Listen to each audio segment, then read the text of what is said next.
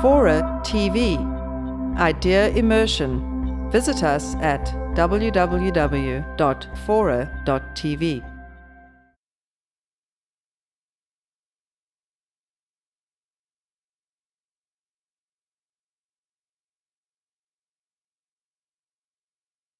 One of the things that's most painful to me, and especially I guess as a New Yorker, having been involved in the 9/11 situation, this is the following situation. That when the towers collapsed, we lost a lot of firefighters in New York. And many of those were lost because they were unable to be warned by the NYPD, the police department, that the buildings were about to collapse, because the radios of the police were not on the same wavelength, other technical issues, but they weren't what's called interoperable.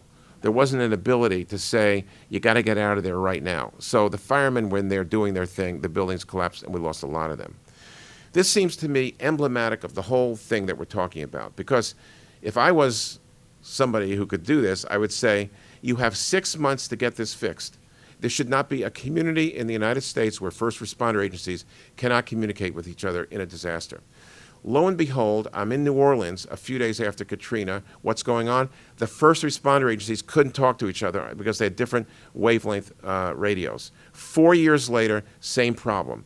A week and a half ago, at a meeting in New York City, I see one of the fire chiefs.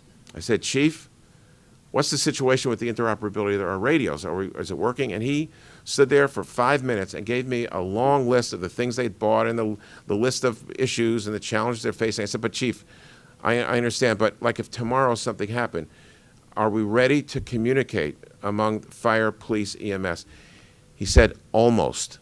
I almost fell over. It's 5 years later. It's New York. It's where it happened. I guess there's progress because it used to be that literally at the scenes of disasters, there were incidents, many of them, where policemen and firefighters got into fistfights in terms of who's in charge of an incident.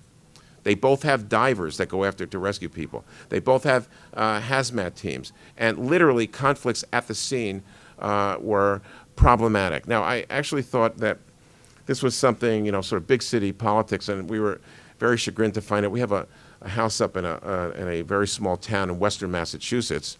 It's a fire department that's about 11 people in it. And Mark Makuk, a guy that we know pretty well, works for the fire department. And I said, Mark, so what's it like in your little village here when a disaster happens? He said, it's pretty bad. I said, what do you mean? He said, well, the fire department's over there in Lee. We don't really trust those guys. I don't think they're well trained enough. And over in Beckett, they're pretty good, but we don't really talk to them all that often.